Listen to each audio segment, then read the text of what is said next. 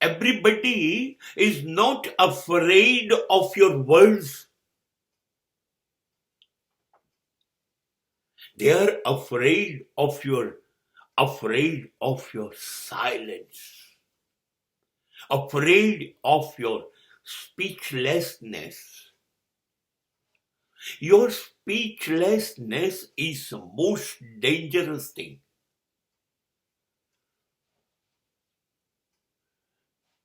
હવે સ્થિતિ એ થઈ ગઈ છે કે તમે દુનિયાના અનુભવોથી શીખી ગયા. શબ્દ વેડફવા નથી, ન બોલવામાં નવગુણ.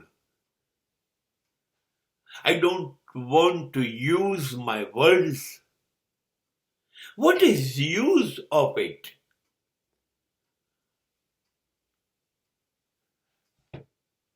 શબ્દો સમજણ કરતા ગેરસમજણ વધુ પેદા કરે છે. શબ્દો શસ્ત્રો કરતા વધુ ઘા ઊંડા કરે છે.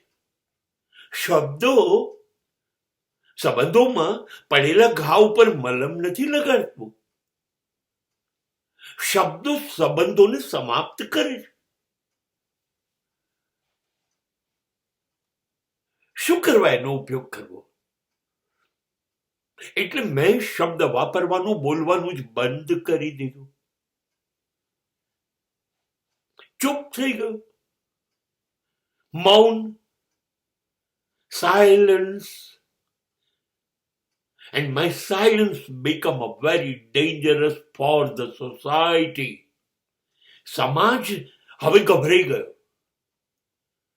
હવે ડરી ગયો મારા મૌનથી.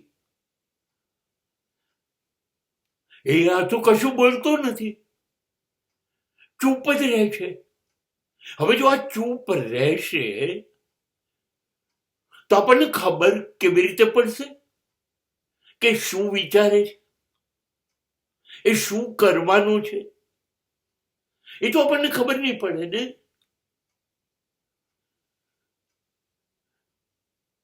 આ એમની તકલીફ છે. કેમ કે તમે બોલતા હતા ત્યારે એમને ખબર પડી જતી હતી કે તમે શું કરવાના છો, અથવા કોઈ શું કરે છે એના જવાબમાં, પ્રતિ ઉત્તરમાં તમે શું કરશો એ તમે બોલી કાઢતા હતા ને. એ તમારી નબળાઈ હતી. કેમ કે તમે બોલી ગયા એટલે તમે ખુલ્લા થઈ ગયા. એટલે તમારી યોજના બહાર જતી રહી. હવે શું કરવું એ લોકો નક્કી કરશે, કેમ કે એમને તો ખબર પડી ગઈ. હવે તમે ચૂપ થઈ ગયા ને બધી બાજી ખરાબ થઈ ગઈ સમાજની.